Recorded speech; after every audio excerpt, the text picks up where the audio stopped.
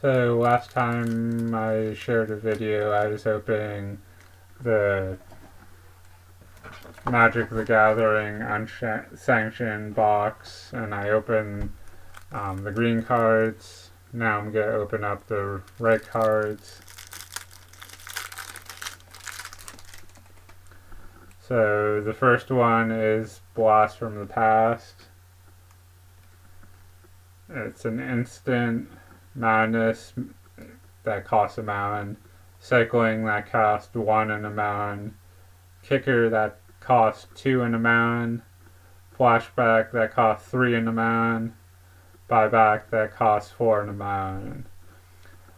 Blast from the Past deals 2 damage to any target. If this spell was kicked, create a 1/1 goblin creature token. Then we have Boom Stacker, because boom goes dynamite. It's a 0/0 creature. As Boom Stacker enters the battlefield, and whenever it attacks, stack 2 dice on top of it. All dice must be stacked vertically, one on top of another. Boom Stacker gets +1/+1 for each dice on its stack. Boom Stacker attacks each combat if able. When the stack falls, sacrifice Boom Stacker. So I guess at that point it comes down to how neatly you can stack a bunch of dice on top of each other, and how carefully you can tap your creature, without making the stack fall down. Next one we have Infinity Elemental. It's, as the name would suggest, infinity for the attack, 5 for the defense. This, in parentheses, it says this creature has infinite power. It's so infinite that its flavor text says, quote, it's so infinite that its flavor text says, quote, and then that just kind of goes until the end of the card, doing it a dozen or so more times. And actually the picture kind of depicts, a picture within a picture within a picture multiple times. The next card is an artifact, Pointy Finger of Doom. Pay 3 and tap, spin Pointy Finger of Doom in the middle of the table so it rotates completely at least once. Then destroy the closest permanent the finger points to. So, feels like spin the bottle for Magic the Gathering, only instead of getting to kiss someone, you get to destroy something. So, hopefully you're destroying something of your opponent's. The next card we have is statdraconic proofreader. The 4/4 was flying. When statdraconic proofreader attacks, you may exile a card from your graveyard. When you do, statdraconic proofreader deals 4 damage to any target whose name begins with the same letter as the exiled card. You can also pay a plains, delete the first letter of target permanent or player's name until end of turn. Then we have a sorcery called Strategy Smetagy. And roll a 6-sided die. Strategy Smetagy has indicated effect. 1. Do nothing. 2. destroy all artifacts. 3. Destroy all lands. 4. Strategy deals 3 damage to each creature and each player. 5. Each player discards their hand and draws 7 cards. 6. Repeat this process 2 more times. So that could potentially get interesting. The next one we have is a enchantment. Yeah, another Aether Vortex, and I find it kind of interesting because there's a giraffe in the middle of the vortex. So as I said, it's an enchantment. All creatures have haste. Players play with the top card of their libraries revealed.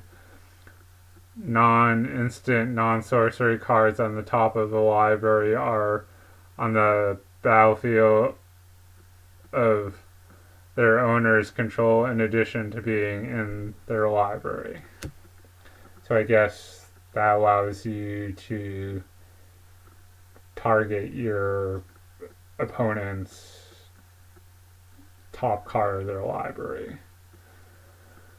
The next card we have is a 1/1 creature called Abstract Inguinal. Whenever you cast a spell, note the first letter of this artist's name. If that letter wasn't already noted, put a 1/1 counter on Abstract Inguinal. Then we have a creature, common iguana. Whenever this creature enters the battlefield, you may discard a card. If you do, draw a card. And it happens to be a 1/3 creature. Next we have Goblin Haberdasher. It's a 2/2 creature with menace. Other creatures you control wearing hats in their art have menace. And this guy's hat is actually a bunch of dynamite. So not exactly the hat I would want to be wearing, but I don't know, kind of interesting. Next we have Goblin SWAT. SWAT like the police tactical teams. It's a 2/2 creature. Say Goblins SWAT team. Put a 1/1 counter on Goblin SWAT team unless an opponent swats the table within 5 seconds. Activate this ability only once each turn. Then we have instant called Goblin Tutor, and it's similar to a previous card where you're rolling a 6-sided die. If you roll 1, Goblin Tutor has no effect. Otherwise, search your library for the indicated card, reveal it, put it into your hand, then shuffle your library. So if you roll a 2, a card named Goblin Tutor. 3, an enchantment. 4, you're searching for an artifact. 5, a creature. 6, you're searching for an instant or sorcery. The next card we have is a legendary artifact. Cracks Other Thumb. If you would roll a die, instead roll 2 of those dice and ignore one of the results. So, could go either way. You could choose the results you wanted, and if you didn't like the results from one die, you could choose the other one. That's about the only benefit, I guess, of that artifact. The next card we have is Paniac. It's a 0/3 creature. At the beginning of your upkeep, roll a 6-sided die. Paniac gets +X +0 until end of turn, where X is the results. The next card we have is Scissors Lizard.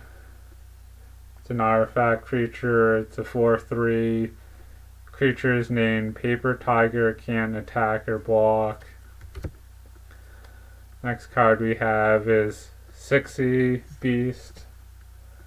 I guess maybe a play on words instead of Sexy Beast, 60 Beast, the number 6. It's a 0/0 creature. As Sixy Beast enters the battlefield, you secretly put 6 or fewer 1/1 counters on it. Then the opponent guesses the number of counters. If that player guesses right, sacrifice Sixy Beast after it enters the battlefield. And then the flavor text is actually, is it 6? Next card we have is Super Duper Death Ray.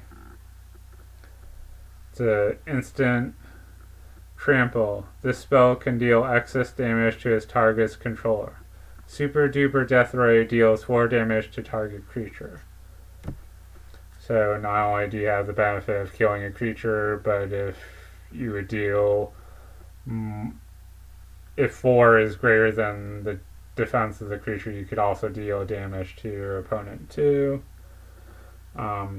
Again, we have another Underdome as this specialty land, and then we go to a bunch of mountains. So keep checking back, and I'll do another video on the other colors.